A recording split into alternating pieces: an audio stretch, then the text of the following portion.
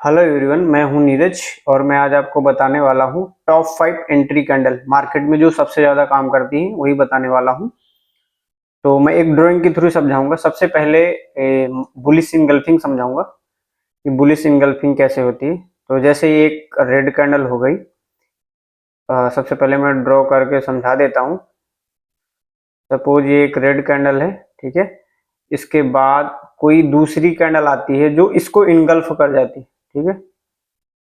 Suppose जैसे ये candle आती है, एक दूसरी कैंडल जो इसको पूरी तरह से इनगल्फ कर जाती है, ठीक है।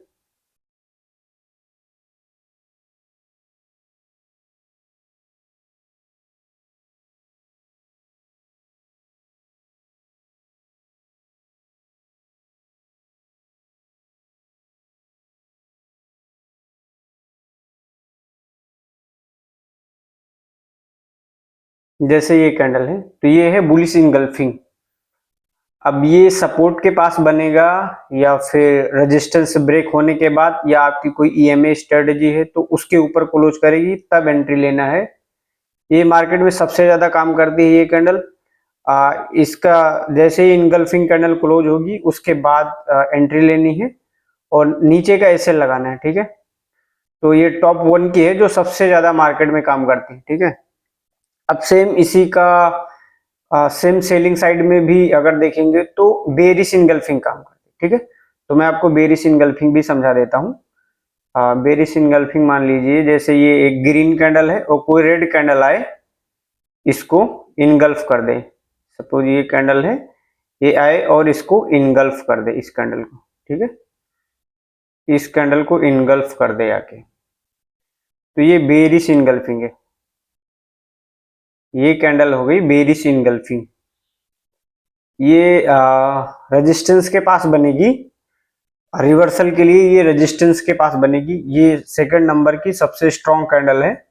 और या फिर सपोर्ट है, सपोर्ट ब्रेक होने के बाद या फिर सपोर्ट पे पुल बैक देगा तो ये डाउन साइड की एंट्री देगा।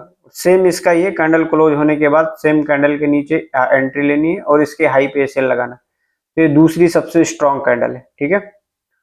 अब मैं तीसरी कैंडल की बात कर ले रहा हूँ। तीसरा सबसे स्ट्रॉन्ग कैंडल है, उसको हैमर बोलते हैं। तो मैं हैमर भी आपको समझा देता हूँ। सपोज ये है एक कैंडल, ठीक है। तो ये हो गया हमारा हैमर।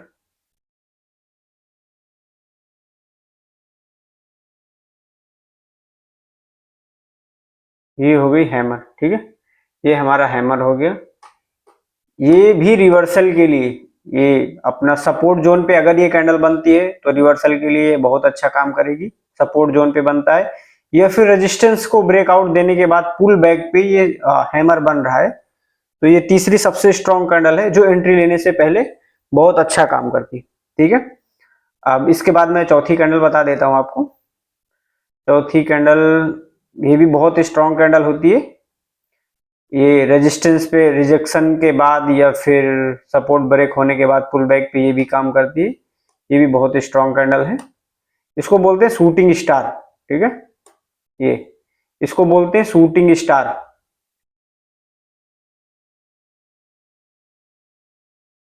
ये बेरिश ट्रेंड में एंट्री लेने के लिए काम करती है। बेरिश ट्रेंड में शूटिंग स्टार चौथे नंबर की कैंडल है, सबसे स्ट्रॉन्ग कैंडल है।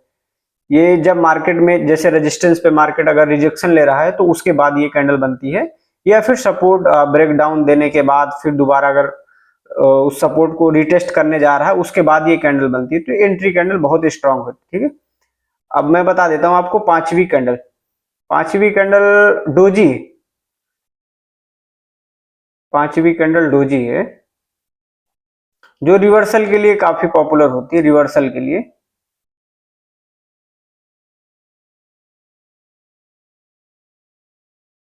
ये पांचवी कैंडल हो गई डोजी, जो सपोर्ट जोन पे या रेजिस्टेंस पे भी रिवर्सल के लिए बहुत अच्छी कैंडल होती है।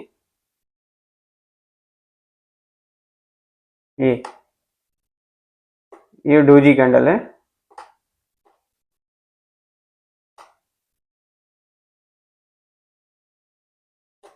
अरे थोड़ा ड्राइंग में प्रॉब्लम आ रही।